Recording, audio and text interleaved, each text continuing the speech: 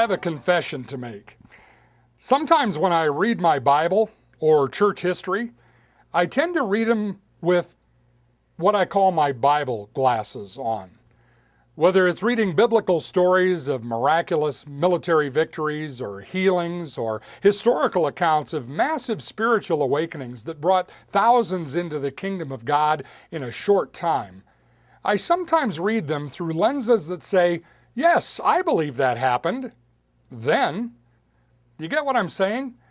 It's easy to read the Bible or church history and really believe that God worked in spectacular ways in a particular time and place in history, but even as we're believing that, it's as if we're saying to ourselves, but that could never happen here.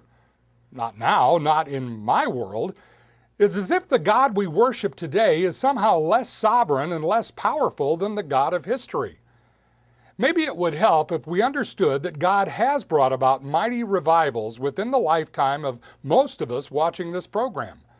For instance, did you know that in 1949 a revival began in the Hebrides Islands off the coast of Scotland that resulted in churches packed to capacity with people hungry for the presence of God?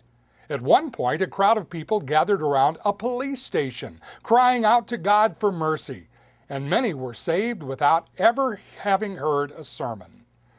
The revival went on for 3 years and rocked the entire island of Lewis.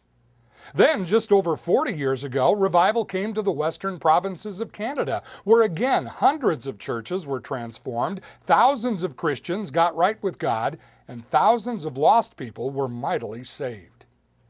It should be noted that as with all of these revivals, both of these awakenings began in seasons of desperate prayer, pleading with God for the manifestation of His presence. How about you? Are you hungry for God to show up and do a transforming work in your life and your church? Then throw away those Bible glasses and ask God to give you the eyes of faith so that you can pray believing that God is able and willing to do it again in our day.